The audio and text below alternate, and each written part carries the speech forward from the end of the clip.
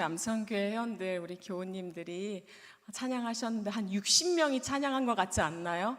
6명에서 이렇게 아름다운 아카펠라를 이루다니 너무나 아름답습니다. 교회에서도 지금 보니까 대부분 한 2가지 봉사 정도는 하고 계시는 것 같은데요. 집안에서는 가장으로 우리 가족들을 책임져야 하고, 또 교회에서는 이렇게 많은 자리에서 많은 역할을 감당하셔야 되는데, 주님께서 변찮는 사랑을 누리게 하시고 또 십자가 단단히 붙들고 나아갈 때 늘 승리하게 하시리라 믿습니다. 아멘. 아멘. 제가 보기에 오늘 이분들 하나의 중창단 만들면 진짜 좋을 것 같아요. 찬성하시나요? 아멘. 오늘 6분 기억해 주셨다가 꼭 우리 중창단으로 한번 만들어 봅시다. 예. 사실 오늘 제가 너무 떨려요. 이 찬양 있잖아요. 너 근심 염려하지 말라고. 이거 우리 진짜 많이 부르잖아요. 아주 별로 안 어렵고. 그런데 우리 담임 목사님이 늘 하시던 말씀이 있거든요. 99번을 부르고 올라가야 된다고. 근데 제가 너무 익숙하다고 별로 안 불러보고 올라왔나 봐요. 첫음은 왜 이렇게 높고 이 찬양이 이렇게 높았나 하는 생각이 드는 거예요. 저 얼굴 지금 빨갛지 않아요? 그래서 제가 이게 지금 내가 첫음을 잘못 잡은 건가, 아니면 이 찬양이 원래 이렇게 높은데 늘 낮춰서 불렀나, 여러 가지 생각이 들었습니다. 그런데 우리 총남성교회 우리 회원들이 찬양을 너무 잘 불러주셔서 제 찬양이 숨겨졌다고 저는 믿습니다. 여러분 잊어주시고, 우리 변 목사님이 하시는 말씀이 있어요. 삑살이 난 찬양은 다음에는 다시는 부르기 싫다고.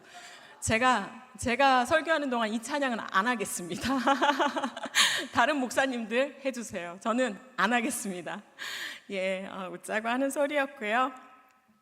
오늘 사실은 갑자기 날씨가 비가 많이 오잖아요. 비가 많이 왔고 날이 굉장히 추워졌는데 어떻게 오시려나, 비 오는 금요일 얼마나 자리가 채워지려나 그랬는데요. 여전히 주님의 성전을 사모하고 주님을 향하는 그 발걸음이 끊어지지 않은 여러분은 주님께서 은혜로 채우시고 또 기뻐 받으시고 오늘 은혜 충만함을 허락하시리라 믿습니다. 예, 오늘 여러분 요즘 뉴스를 보면 어떤 소리가 많이 들리나요? 기쁜 소식, 훈훈하게 하는 그러한 소식이 많이 들리나요? 안 들리죠. 대부분 분열 또는 누가 죽었네 하는 그러한 소리가 들립니다. 요즘 제가 들은 것 중에 가장 충격적인 소식은요, 그런 거였어요. 그 고모가 아이를 11층에서 던졌다는 거, 11개월 된 아이를 던졌다는 거, 또 이렇게 정글 칼로 층간소음 때문에 그 가족을 죽였다는 거. 이런 소식들을 들을 때마다 세상이 어떻게 되려고 이러지? 우리 세대가 사는 것은 또 그런다 치지만 30년 후에, 50년 후에 우리 아이들이 자라날 세상은 과연 어떤 세상에서 살아가게 될지 참 걱정이 많이 앞섭니다. 아마 여러분들도 특별히 어린 자녀를 둔 여러분들은 더 그러실 텐데요. 이 오늘 말씀을 보면은요, 이렇게 걱정하는 순간에, 어려움이 놓인 순간에 우리가 어떻게 살아야 되는지, 하나님의 사람은 어떻게 살아가야 하는지 말씀하시는데요. 그 말씀에 그 방법을 찾기 위해 오늘 귀 기울여 보려고 합니다. 예, 오늘 제목이 뭐였을까요? 예, 가득하게 채우시는 하나님이었습니다. 그렇다면 무슨 말이에요? 채워주시는 거, 희망이 있죠. 이 희망을, 우리가 소망을 찾기 위해서는 이 말씀을, 사실은 말씀의 정황들도 잘 알아야 돼요. 그래야 이 말씀이 진짜 그 시대를 통하여 어떤 걸 주셨는지 알 수 있는데요. 지금 보니까 말씀은 분열 왕국 시대예요. 왜냐하면 남유다도 등장하고 북이스라엘도 등장하기 때문에 우리가 지금 분열 왕국 시대라는 것을 알 수 있습니다. 우리가 이 분열 왕국 시대에는 늘 선지자들이 등장을 했죠. 예언자들. 근데 오늘 보니까 엘리사가 등장을 하네요. 우리가 몇 주간 이어지는 신앙 강좌를 통해서 왕들의 이야기도 또 예언자들의 이야기를 많이 들었지만, 그러나 여러분, 우리에게는 한 가지 은사가 있어요. 어떤 은사가 있나요? 잊어버리는 은사, 얼마나 좋은 은사인지 몰라요. 그 은사가 있기 때문에 우리가 이 역사에 대해서 조금 알아보고 나아가도록 하겠습니다. 예, 오늘 본문에서 보면 남유다는 여호사밧 왕이 다스리던 시대입니다. 또 북이스라엘은요, 아합의 왕 아들인 여호람이 다스리던 그러한 시대라고 이야기를 하고 있습니다. 그런데 오늘 언급한 이 북이스라엘은요, 이 여호람 이전에 아합과 여호람만 언급이 되고 있지만 그 사이에 아하시야라는 한 왕이 또 있습니다. 아합은요, 그러면 그 아버지 아합은 어떤 왕이었냐면요, 여러분 아합 하면 생각나는 게 여러 개 있지만 먼저 정말로 유명한 게 있어요. 누구예요? 산 사람, 그의 아내가 있어요. 아내가 누구였죠? 이세벨이었습니다. 절대로 잊어버릴 수 없는 이름 이세벨. 예, 저희가 예전에 그 성격을 놓고 그녀에 대해서 이야기를 하기를 뭐라고 이야기를 했냐면요, 그의 성격은요 아주 포악했어요. 사납고 모질고 악하고 독하고, 우리가 붙일 수 있는 모든 악한 것은 다 붙이면 바로 이 여자가 됩니다. 너무나 슬프죠. 하필이면 여자가 이렇게 악했다니. 얼마나 우리 다 착한데 여자가 이렇게 악했어요. 근데 이 이세벨은요, 특별히 더 악했던 게요, 바알 숭배 사상이 아주 심했어요. 그래서 바알 신전도 많이 세우고 그 신전에서 일하게 할 제사장, 그러니까 신학생을 키우는 학교도 세웠습니다. 그리고 이 여호와의 종교를 척파해야 할 대상으로 여기고 박멸을 하려고 한 그러한 종교 말살 정책을 폈던 아주 악한 그러한 분이었습니다. 그럼 아합은 또 어떤 왕이었느냐? 아합하면 우리가 아주 유명한 사건이 하나 있습니다. 무엇이 있을까요? 나봇의 포도원 사건. 이 사건에서 우리가 엘리야 선지자가 예언을 하는 그러한 일이 일어났는데요, 이 나봇이 죽고 나서 개가 피를 핥았을 때 이렇게 이야기합니다. 너의 피를 이 나봇의 개들이 피를 핥은 곳에서 핥게 될 거라고. 이게 나중에 어떻게 성취가 되죠? 아합이 전쟁에서 사망했을 때 그 시체를 끌었던 그 병거 수레들을 강물에 씻었는데요, 그 씻은 그 물에 개들이 와서 그 피를 핥음으로 말미암아 그 예언이 성취가 되는 그러한 일이 있었습니다. 그때 활동했던 예언자가 바로 엘리야였습니다. 이 아합의 뒤를 이어서 이 여호람 이전에 이제 아하시야라는 왕위에 오르게 됩니다. 그는요, 이 열왕기상 22장에 보면 뭐라고 나와 있냐면요, 그의 아버지의 뒤를 따른 자라고 되어 있습니다. 그러니까 무슨 말일까요? 아합이 갔던 그 악한 길을 갔다고, 똑같이 따라갔다라고 이야기를 합니다. 이 아합이 사망을 하는 때는요, 아합은 조금 왕권이 강했어요. 근데 아합이 사망을 한 후에는 정세가 조금 변화가 있었거든요. 이 어떤 변화가 있었냐면요, 다윗의 속국이었던 이 모압이 이스라엘을 배반을 했어요. 그러니까 어때요? 점점 영토가 작아지고 또 나라가 쇠약해지는 그러한 일이 발생을 합니다. 그런데 이 나라의 상황도 지금 이런데 아하시야에게 한 사건이 일어나요. 무엇이냐면 그가 난간에서 떨어진 사건이에요. 그러니까 나라도 어려운데 몸도 쇠약해져 마음이 어땠을까요? 불안했겠죠. 두려웠겠죠. 어떻게 나아가야 할지 너무나 무서워서 그 측근들이 이렇게 권유를 해요. 블레셋의 바알세불에 가가지고 우리 물어보자고, 그 해결책을 좀 어떻게 해야 될지 찾아보자. 그 회복을 위해 길을 떠납니다. 그런데요, 그때 하나님의 말씀이 엘리야에게 바로 임했습니다. 이 엘리야는 그 받은 말씀을 이 아시아의 측근들한테 선포를 하는데요, 그게 바로 열왕기 하 1장 6절의 말씀입니다. 뭐라고 하냐면요, 여호와의 말씀이 이스라엘에 하나님이 없어서 내가 그 에그론의 신 바알세불에게 물으러 가냐고. 그러니까 너가 이런 잘못을 했으니까 너는 이제 침상에서 내려오지 못할 거라고, 반드시 죽을 것이라고 이렇게 예언을 합니다. 그러니까 이 말을 들은 아하시야의 마음이 어땠을까요? 내가 죽을 것을 예언을 받았어요. 어떨 것 같아요? 극도로 불안하고 극도로 두려웠을 것입니다. 그리고 결국은 이 예언대로 그는 죽게 되었습니다. 이 아하시아의 뒤를 이은 왕이 바로 여호람입니다. 그러니까 정세는 여전히 좋지 않아요. 여전히 모압이 이렇게 배반을 하고 언제 칠까 이렇게 호시탐탐 노리고 있는 그러한 상황이거든요. 그러면 이 여호람은 과연 아버지의 길을 따랐을까요? 아니면 형제의 길을 따랐을까요? 똑같은 말이죠. 그렇게 따랐을까요? 아니면 하나님의 길을 갔을까요? 하나님의 길을 갔으면 참 좋겠는데요. 그가 물론 아주 좋은 일들을 했습니다. 어떤 것을 했냐면요. 그는 바알 성전을 부수는 일을 했습니다. 얼마나 하나님 보시기에 기뻤을까요? 그런데요. 그가 부모와 다른 길을 그렇게 계속 갔으면 좋았겠는데 그는 한 가지 아주 악한 일을 했어요. 여러분 여로보암 하면 유명한 게 뭐가 있을까요? 금송아지를 세운 것. 그러니까 백성들이 그 금송아지를 숭배하도록 그렇게 백성들을 이끌었어요. 그러니까 이게 무슨 말인가요? 우상숭배. 하나님 보시기에 너무나 악을 행하던 그러한 자였음을 볼 수 있습니다. 그러니까 그는 하나님께 범죄하였고 정세도 지금 너무나 좋지 않아요. 모압이 틈틈이 호시탐탐 노리려고 해요. 그러니까 그의 도움은 어디에다 그가 요청을 할까요? 하나님께 요청을 해야 되는데 그는 요청을 남유다 왕에게 합니다. 남유다 여호사밧을 찾아가 가지고요 동맹을 맺자고, 나랑 동맹을 맺어서 이 모압을 쳐부수자 이렇게 이야기를 합니다. 그때 이 여호사밧 왕이요 어떻게 할까요? 연합을 하게 됩니다.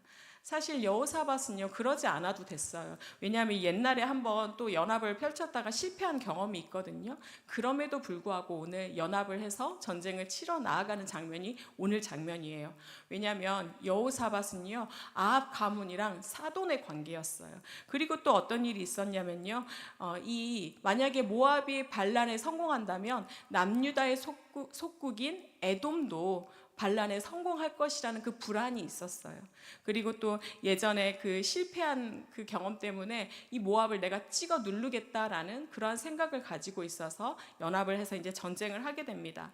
그런데 이들이 딱 연합을 하고 올라갔더니 이제 전쟁을 하러 갔더니 한 가지 큰 문제가 생겼어요. 뭐냐면 그게 바로 오늘 등장한 물이 없는 사건입니다. 7일 동안 물이 없어요. 아무 곳에서. 여러분 전쟁할 때 물이 얼마나 중요하냐고 하겠지만 당시에는 그 많은 군사들이 말을 타고 갔을 거 아니에요. 또 병거를 이끌려면 뭐 소 달구지라도 가지고 갔어야 될 거 아니에요. 그럼 가축이 물을 먹어야 되잖아요. 가축만 물을 먹어야 되나요? 병사들도 물을 먹었어야 돼요. 근데 7일이나 지금 물을 먹지 못하였어요. 그러니까 전쟁을 중단해야 할 위기에 놓인 그러한 상황입니다. 이 어려움에 처하게 되자 이들은요 그 당시에 아주 유명했던 엘리사를 찾아가서 그에게 읍소를 하고 해결해 주십시오라고 이렇게 하는 장면이 바로 오늘 본문의 그 내용입니다. 오늘 본문에서 엘리사가 과연 어떻게 대답을 하고 있는지 우리 한번 볼까요? 본문 13절 말씀인데요. 방금 전에 우리가 말씀했던 거죠. 내가 당신과 무슨 상관이 있겠냐고. 당신의 그 부친의 선지자들과 당신의 모친의 선지자들로 가라고 이전과 똑같은 지금 대답을 하고 있는 것을 볼 수 있습니다. 너희들이 섬기는 그곳으로 가라고 왜 나에게 오냐라고 이야기를 하죠. 계속해서 계속되는 관청에 이 엘리사가 3가지 명령을 하게 됩니다. 그래서 결국은 문제가 해결되는 그런 은혜를 누리게 되는데요.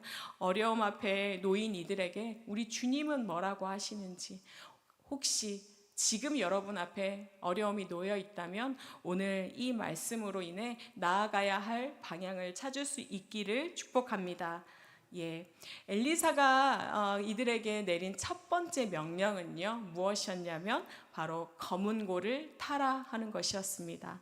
오늘 15절에 보면요 검은 고를 타라라고 되어 있는데요, 여러분 지금 물이 없어서 이 물이 없는 걸 해결해 주세요 하고 찾아온 이들에게 지금 검은 고를 타라 이 말이 어떻게 들렸을까요? 너무나 터무니없이 들렸을 것입니다. 아니, 물 달라고 했더니 지금 악기를 연주하라는 이 말이 가당키나 한 말이었을까요? 지금 우리가 상식적으로 봐도 별로 이해가 되지 않습니다. 러시아와 우크라이나가 전쟁을 하고 있는데 그 나라에 가서 너희 전쟁의 한복판에서 지금 바이올린을 켜라 이렇게 말을 하면 그들이 받아들일 수 있을까요? 지금 그러한 상황이라고 보시면 되겠는데요. 왜 과연 이 엘리사는 검은고를 타라라고 명령을 했을까요? 이 명령에 감춰진 진짜 의도가 있는데요. 지금 당시 전장은 분위기가 어땠을까요? 전쟁이라는 것은 서로 죽고 죽이는 그러한 장소입니다. 때문에 그곳에는요, 사리와 적이뿐만 있지 그 안에 사랑이나 그 안에 평안은 하나도 없을 거예요. 사리와 적이에 놓인 이 군사들에게 마음을 가라앉히라고, 평안을 찾으라고 그렇게 명령하고 있음을 오늘 볼 수 있습니다. 평안을 찾으라, 이 말씀의 진짜 말은 무엇일까요? 너희가 하나님을 바라보라. 지금 고요함 속에서 너희가 가지고 있는 이 사리와 저기를 내려놓고 고요함 가운데, 검은고를 타는 그 고요함 가운데 하나님을 바라보라, 이렇게 명령하고 있음을 볼 수 있습니다. 성경을 보면요, 위기의 상황에 이렇게 수금을 탔던 인물들이 또 있습니다. 누구냐면 바로 사울 왕입니다. 다윗과 사울 할 때 그 사울 왕입니다. 사울이요, 왕이 되었을 때 그는 기쁘기만 했을까요? 사실 그는 어려웠어요. 왜냐하면 그 남부 지방의 사람들은 사울을 따르지를 않았어요. 그리고 사실 사무엘이 이 왕정 제도에 대해서 탐탁하게 여기지를 않았거든요. 또 다윗을 백성들이 훨씬 좋아했어요. 그래서 우리가 했던 말이 있잖아요. 사울이 죽인 자는 천천히요, 다윗이 죽인 자는 만만히로다. 때문에 이 사울 안에서는 항상 두려움도 있었고요, 항상 편치 않은 마음이 있었어요. 그러니까 그가 그렇게 불안과 시기를 하기 때문에 하나님의 영이 떠나서 그 안에는 계속해서 번민이 있었다라고 성경은 이야기합니다. 그래서 이 사울이요, 한 가지 명령을 내리는데 수금 타는 자를 데려오라고. 그래서 그 수금 타는 그 소리를 듣고 나서야 비로소 사울이 안정을 찾았습니다. 하나님을 바라보는 것, 우리가 어려움 앞에 놓이게 됐을 때 그때 우리가 어떤 마음이 드나요? 처음에는 당황하게 됩니다. 그런데 그러다가 원망도 하게 돼요. 원망이 깊어지는데 문제가 해결되지 않으면 절망도 하게 됩니다. 그리고 어떻게 돼요? 너무나 분노가 크게 되고 탄식도 하게 되고 포기도 하게 됩니다. 또 어떤 질문을 하게 되나요? 왜 내게 이런 일이 생겼지? 왜 나에게만 이런 일이 일어나는 걸까? 물론 그때 기도도 합니다. 그런데 그 기도가 혹여라도 응답이 되지 않으면 어떻게 되나요? 하나님 뜻은 무엇입니까? 하나님 왜 해결해 주시지 않나요? 해결해 주세요. 이렇게 기도를 하다가 이 기도가 응답되어지지 않으면 그때 우리는 어떻게 하나요? 우리의 심령은 더욱더 분노하게 됩니다. 분노만 하면 뭐 괜찮은데요, 심령이 매우 강팍해져 갑니다. 강팍해져 가면서요, 악독을 뿜어내기 시작을 합니다. 그러면서 우리가 헛된 것을 또 의지하는 경우가 아주 많이 있는데요. 그런데 그때 바로 주님께서 오늘 말씀을 하십니다. 검은고를 타라. 조용한 가운데 잠잠히 세상의 모든 소음으로부터 너희가 구별하여 나를 바라보라, 이렇게 말씀하십니다. 마음의 분주함을 내려놓고 주님과 소통하는 자리로, 주님과 교제하는 자리로, 주님의 말씀을 듣는 자리로 나아오라 말씀합니다. 왜 우리는 하나님께 나아가야 할까요? 하나님이 우리를 지으셨기 때문입니다. 때문에 그분보다 더 우리를 잘 아시는 분은 없습니다. 우리 앞에 있는 모든 문제를 그분만이 해결할 수 있기 때문입니다. 때문에 주님은 가장 좋은 것으로, 가장 선한 것으로 인도할 나에게 나오라 오늘 말씀합니다. 특별히 우리가 주님께 정말로 주님을 바라보며 마음을 지켜야 되는데요. 이 마음을 지키지 못하면 얼마나 우리가 어려울 수 있는지 우리는 잘 알고 있어요. 우리의 사실은 마음에 지키지 못해서 어려운 일이 발생하는 경우가 많이 있는데요. 어떤 경우냐면요, 대부분의 부모와 자녀 문제, 또 부부 관계의 문제, 인간 관계의 문제가 대부분 내 마음을 지키지 못한 것에서 일어나는 경우가 아주 대부분입니다. 아마 동의를 하실 텐데요. 돌아보면 우리의 마음을 지키지 못해서 우리가 정말로 하나님이 아닌 다른 것으로 해결하려는 그 마음 때문에 우리가 어려운 가운데 놓일 때가 참 많은데요. 그리고 또 우리가 사실은 좋은 것으로 해결할 수 있는 것도 좋은 것으로 해결하지 못하는 경우가 굉장히 많아요. 그때 우리 주님은 우리에게 뭐라고 하시냐면요, 우리 잠언 4장 말씀 함께 고백해 볼까요? 잠언 4장 23절 말씀입니다.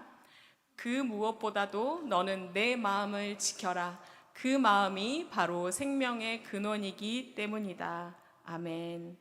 예, 잠잠히 주님을 바라보라고, 내 마음을 지켜라고. 왜냐면요, 생명의 근원이 여기서 남이라고. 세상에 여러 소리가 있지만 그 소리가 문제를 해결할 수 없으며 그 소리가 우리의 마음을 만족시킬 수 없습니다. 여러분, 주님께로 나아갈 수 있기를 축복합니다. 문제 해결의 열쇠는 주님만 가지고 계십니다. 오직 주님을 신뢰함으로 또 의지함으로 말미암아 모든 것에서 노임 받는 그러한 우리 모두가 될 수 있기를 바랍니다.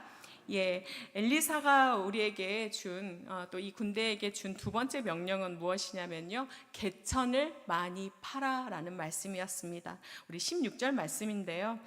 엘리사가 지금 광야에 물이 없어서 찾아갔는데 개천을 파래요. 물이 지금 당장 없는데 개천을 파라는 것이 믿겨지는 말이었을까요? 근데 더 기가 막힌 말을 해요. 우리 17절 말씀 함께 읽어볼까요? 17절 말씀입니다. 주님께서 또 이렇게 말씀하십니다. 너는 바람이 부는 것도 보지 못하고 비가 내리는 것도 보지 못하겠지만 이 계곡은 물로 가득 찰 것이며 너희와 너희의 가축과 짐승이 마시게 될 것이다. 아멘. 처음에는 검은고를 타라고 하더니 이제는 지금 우리가 비 오려면 바람도 불고 조금 구름도 좀 생기고 이래야 되잖아요. 그런데 바람도 없대요. 비도 없는데 골짜기를 파라니, 이 무슨 지금 이야기예요. 그런데 엘리사가 뭐라 그래요? 이 계곡이 물로 가득 차게 될 것이라고. 너무나 뜬금없는, 사실은 믿기지 않는 말입니다. 그런데요, 오늘 이 명령에는 한 가지 전제 조건이 있습니다. 무엇이냐면요, 그렇게 될 것을 믿고, 그렇게 될 것을 믿고 골짜기를 많이 파라 하는 그러한 명령이 들어 있습니다. 이들은 이 말씀에 순종하여서 골짜기를 파게 되는데요, 어떻게 되었을까요? 예, 오늘 말씀 마지막 절에 보면요, 에돔 쪽에서부터 그 물이 흘러나와서 그 땅이 가득하게 되었다라고 증언하고 있습니다. 여러분, 물이 흐르게 될 것을 상상하고 팠더니 결국은 그곳을 채워주시는, 가득하게 하시는 그 하나님의 은혜를 누리게 되었음을 오늘 성경은 말씀합니다. 히브리서 기자는요, 이렇게 이야기해요. 믿음에 대해서, 믿음은 바라는 것들의 실상이요 보이지 않은 것들의 증거입니다. 이렇게 말합니다. 우리 누가복음 17장에서도요, 그 10명의 문둥병자들에게 그때 바로 낫게 하지 않고 어떻게 이야기하나요? 제사장에게 가서 몸을 보이라고 그렇게 이야기하잖아요. 그래서 믿음으로 가다가 나음을 받잖아요. 그래서 믿음이란 그렇게 될 줄을 알고 그림을 그리면서 그렇게 상상을 하면서 하는 것, 이것이 바로 믿음임을 여러분 기억하셨으면 좋겠습니다. 예, 우리는요, 좋은 상상을 사실은 해야 되죠. 더 나아질 것, 하나님께서 이루실 것, 인도하여 주실 것, 이걸 상상을 해야 되는데요, 우리가 어려움 앞에 놓이면 어떤 상상을 하나요? 더 안 좋아질 것, 혹여라도 이것보다 더 나빠질 것을 상상하게 됩니다. 그래서 끝의 끝을 상상하면서 우리는 싸울 때에도 막말을 하곤 하는데요, 사실은 저도 그러한 연약함이 있습니다. 그래서 처음 관계를 잘 맺지 못하면 끝까지 관계를 잘 맺지 못하는 경우가 참 많이 있어요. 이게 뭐 사람 관계만 그런 게 아니라요, 여러분, 그 하수도에 수채구멍 있잖아요. 수채구멍, 그게 더러워지면 어떻게 해야 돼요? 씻어야 되잖아요. 씻어야 돼요. 자주자주 씻어서 이게 깨끗하게 잘 유지가 되게 해야 되잖아요. 근데 만약에 그게 아주 더러워요. 그럼 어떻게 해야 돼요? 락스 칠이라도 해서 더 깨끗하게 해야 되잖아요. 근데 저는 어떻게 할까요? 예, 그래요. 버려버려요. 우리에겐 다이소가 있어서 버려버려요. 이게 무엇인가요? 포기하는 거죠. 네, 저도 이 관계에 있어서도 사실은 그러한 경험을 하기도 합니다. 우리가 만약에 수능 날짜가 이제 얼마 안 남았잖아요. 근데 수능 보기 싫다고 수능 날짜가 안 왔으면 좋겠다고 여러분 차라리 종말이 왔으면 좋겠다 이러는 게 옳은 건가요? 옳지 않죠. 그런데 우리는 그렇게 더 나쁜 것으로 말미암아 이 상황을 회피하고 모면하려고 합니다. 그것이 우리의 악한 습성이고 우리의 믿음 없음인데요. 여러분, 이것은 우리의 믿음 없음입니다. 믿음 없음. 내가 얼마나 믿음 없는지 오늘도 주님 앞에 고백하며 나아가시기를 바랍니다. 우리는요, 하나님을 믿는 우리는 조금 달라져야 하지 않을까요? 어떤 것이 달라져야 할까요? 세상은 나의 자녀를 어떻게 보나요? 연약하게 봅니다. 내 자녀가 서울대, 연고대 가지 않는 이상 내 자녀를 연약하게 봅니다. 내 자녀가 조금이라도 공부 못하면 그 집 애는 어쩐데 이러면서 헐뜯기에 여념이 없습니다. 여러분, 내 남편의 부족함을 세상은 어떻게 하나요? 세상은 너 이제 나가라고, 우리 회사에 너는 필요 없다고 이렇게 낙인을 찍고 그와 이별을 합니다. 우리의 가정이, 우리의 부모님이 혹여라도 유산을 가지고 많이 물려주시지 않거나 우리 부모님이 집이 없거나 우리가 교육을 많이 받지 못하면 세상은 우리에게 뭐라고 하나요? 흙수저라고 합니다. 예, 흙수저라고 이렇게 평가를 하는데요. 믿는 우리는 어때야 할까요? 하나님께서 하실 것을 바라보며 그 그림을 그리며 내 자녀를, 내 남편을, 내 부모님을 믿는 그러한 우리가 되어야겠습니다.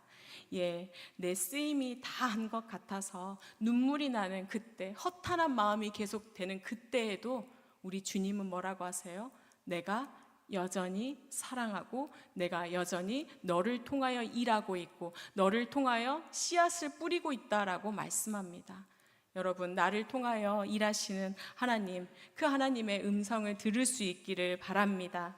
예, 주님이여 오늘 우리를 향해 너희를 통해 물이 가득 넘치게 하겠다고 그렇게 약속해 주십니다. 지금의 상황은 메마른 땅일지라도, 지금은 바람도 없고 비도 없어 보일지라도 상상을 하며 개천을 파라고, 내게 나아오라고. 그러면 너희에게 정말로 너희가 상상할 수도 없는 그 수많은 은혜와 가득 차는 그 은혜를 더하여 주실 것이라고 약속합니다. 여러분, 그 약속을 믿음으로 말미암아 승리할 수 있기를 축복합니다. 예, 엘리사는요, 마지막으로 세 번째 명령을요 내리는데 뭐라고 하냐면요, 더 큰 것을 기대하라라고 이야기합니다.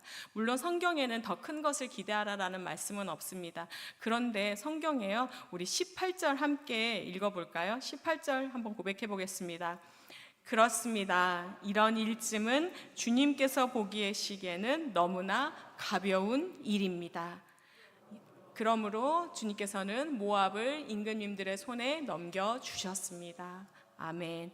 예, 이게 개역 개정에 보면요, 이것은 여호와께서 보시기에 작은 일이라 라고 되어 있습니다. 이건 우리 주님이 하시기엔 너무나 작은 일이니까 너희는 더 큰 것을 기대하라고, 더 큰 것을 기대하라라고 지금 오늘 말씀합니다. 이들이 물 때문에 찾아왔지만 이들의 궁극적인 목표는 뭐였을까요? 궁극적으로 그들이 이루어야 하는 가장 좋은 것은 전쟁에서 이기는 것이었습니다. 물을 구했지만 그들에게 제일 필요한 진짜 목표는 이 전쟁에서 승리하는 것이었어요. 그래서 이 주님께서 뭐라고 하셨어요? 너희가 구하는 이 물을 구하는 것은 너무나 가벼운 일이라고, 너무나 작은 일이라고. 그러니까 너희는 이것뿐만이 아니라 더 큰 것을 기대하라고, 전쟁에서 승리하게 하실 것이라고, 이렇게 오늘 말씀하고 계심을 볼 수 있습니다. 엘리사는요, 작은 것을 구했지만 더 큰 것으로 응답하시는 그 하나님을 믿으라고, 그 하나님을 바라보라고 오늘 우리에게 말씀합니다. 우리가 하나님이 하시는 일을 알 수 있을까요? 없을까요? 알 수 없습니다. 우리는 하나님의 하시는 일의 전부를 절대로 측량을 할 수 없습니다. 그래서 우리는 우리가 상상하는 하나님의 그 능력의 한계 안에서만 기대하고 기도하고 또 소망합니다. 그렇지만 우리 주님은요, 우리가 아주 갓난쟁이였을 때부터, 태 속에 있을 때부터 이미 아시고 우리를 향해 원대한 계획을 이미 세우셨어요. 그리고 지금도 이루어 가시고 앞으로도 계속 이루어 가십니다.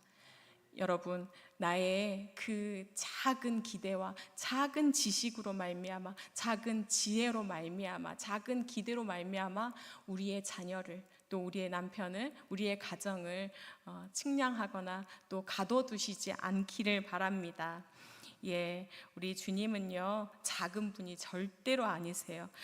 우리 주님께서 뭐라고 하시냐면요, 우리 시편 말씀 한 말씀 같이 읽어볼게요. 시편 81편 10절 말씀입니다. 나는 너를 애굽 땅에서 인도하여 낸 여호와 내 하나님이니 내 입을 크게 열라 내가 채우리라. 아멘. 믿음으로 크게 입을 열 수 있기를 바랍니다. 아멘.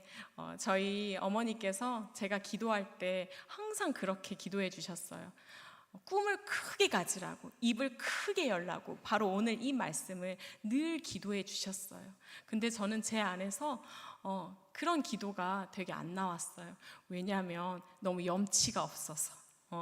드린 건 아무것도 없이 이렇게 바라기만 하는 게 너무 염치가 없어서 별로 그런 기도를 못했어요. 그리고 늘 그냥 주님, 내가 믿음이 더 있기를 바란다고, 주님을 더 사랑하기를 원한다고, 그 기도밖에 못했거든요. 그런데도 주님은요, 우리 안에서 내가 주님을 사랑하기를 원한다고 기도했더니요, 주님이 더 엄청나게 큰 사랑을 부어주셨어요. 그 사랑을 깨달을 수 있게. 그래서 그 사랑으로 말미암아 나를 사랑하는 것뿐만이 아니라 내 영혼들을 사랑할 수 있도록 그런 능력을 주셨어요. 나는 그렇게 조그만 것을 구했는데 주님은 엄청나게 큰 것을 주셔서, 그래서 제가 사역하는 것이 어렵지가 않고 이렇게 행복한 길이 되게 하셨습니다. 여러분이 구하는 작은 것이요, 주님은 그 작은 것보다 더 큰 것으로 이미 예비하시고 계세요. 그러니까 나를 그 틀에 가두지 말고 내 자녀를, 내 남편을, 내 부모님을, 우리의 가정을 그 틀에 가두지 않고 더 크게 구할 수 있기를 축복합니다. 예, 우리 말씀을 마무리하려고 하는데요, 우리의 삶을 살다 보면은요, 한순간도 쉬운 순간이 없어요. 제가 늘 말씀드리지만 우리 80도 처음이고 81세도 처음이에요. 우리 90살 팔순잔치 2번 안 하잖아요. 계속 우리는 처음 맞닥뜨리는 그러한 인생을 매 순간순간 살아갑니다. 때문에 우리는 늘 두려울 수밖에 없고요, 늘 걱정이 될 수밖에 없습니다. 늘 염려가 될 수밖에 없어요. 그래서 늘 우리의 심령 가운데에서는 시끄러운 그런 마음, 그런 소리가 계속 들려요. 네가 준비해야 되지, 네가 무엇을 해야 되지, 조급하게 만들어요. 이 조급함은 결국은 우리의 심령을 또한 강팍하게 만듭니다. 그때 우리 주님께서요, 잠잠하라고, 검은고를 켜라고, 나를 바라보라고, 나와 교제하라고, 내 음성을 들으라고 오늘 그렇게 말씀합니다. 여러분, 이 길이 가장 더딘 것 같아, 정말로 너무나 느린 것 같아서 응답하지 않으시는 하나님인 것 같지만요, 이 길이 가장 빠른 길이고 이 길이 가장 선한 길임을, 주님께서 우리에게서 주시고자 하는 가장 아름다운 것임을 기억하시기 바랍니다. 우리 주님께서는요, 내 자녀도, 내 남편도, 우리의 가정도, 우리의 미래도 우리가 구한 것보다 더 아름답게 이루어 주시고 또 사용하여 주실 것입니다. 예, 특별히 우리 아이들 수능이 한 달도 채 남지 않았습니다. 앞에서 말씀드린 것처럼 아이가 조금 연약하다 하여도 나의 판단 또 나의 기대에 우리 아이를 가두어서 낭망하여서 상처 주지 않고, 여러분, 우리 주님께서 하실 것, 지금이 아니라 주님은 너무나 원대한 계획을 가지고 계세요. 주님께서 하실 것을 좀 상상하시고 기다릴 줄 아시고 믿어주시고 소망할 수 있기를 축복합니다. 여러분께서 구한 것 이상으로 응답하시고 채우시고 또 가득하게 하시는 그 하나님의 은혜가 오늘 이 밤 함께한 여러분과 저에게 임하리라 믿습니다. 아멘. 오늘 나의 하나님, 나의 아버지 되는 그 분께서 모든 것을 이기게 하시고 또 기뻐 춤추는 이 체험을 누리게 하시리라 믿습니다. 아멘. 함께 기도하겠습니다. 하나님, 감사합니다. 믿음 없는 우리에게 오늘도 사랑한다 말씀하시고 내게 나와 내가 기쁘다 말씀해 주시니 감사합니다. 하나님, 주님과 교제하기를 원합니다. 주님께서 내게 말씀해 주시는 그 음성을 듣기를 소원합니다. 하나님, 나는 소망이 없는 자입니다. 하나님, 나는 나를 기대할 수 없는 자입니다. 그러나 주님은 이제 시작이라고, 여전히 내가 이루고 있다 말씀하시고 너는 나의 소망이라고, 이 땅에 보낸 나의 씨앗이라고 말씀해 주시니 하나님 감사합니다. 너를 통하여 많은 열매를 맺게 하겠다 말씀하시는 여호와 아버지, 주님의 그 약속을 바라볼 수 있는 믿음을 더하여 주시옵소서. 또한 주님, 우리가 작은 것을 구하였을지라도 더 큰 것을 허락하시는 그 여호와 아버지의 크신 사랑을 늘 기억하게 하여 주시옵소서. 주님, 내가 우리 자녀를 믿지 못했습니다. 주님, 우리가 우리의 남편을 기대하지 못했습니다. 주님, 우리가 우리의 부모를 더 사랑하지 못했습니다. 그러나 주님은 이들을 통하여 여전히 너를 축복한다 말씀하시고 여전히 더욱 큰 것으로 내가 채우리라 말씀하여 주시니 아버지 감사합니다. 이제 우리의 믿음 없음을 내려놓고 주님께서 이루실 것을 기대하고 상상하고 맡겨드림으로 말미암아 모든 것 승리하며 기쁨의 제사 드리는 아름다운 인생이 되게 하여 주시옵소서. 오늘 우리가 기도하며 나아갈 때 응답하실 그 주님을 기대합니다. 응답하여 주시옵소서.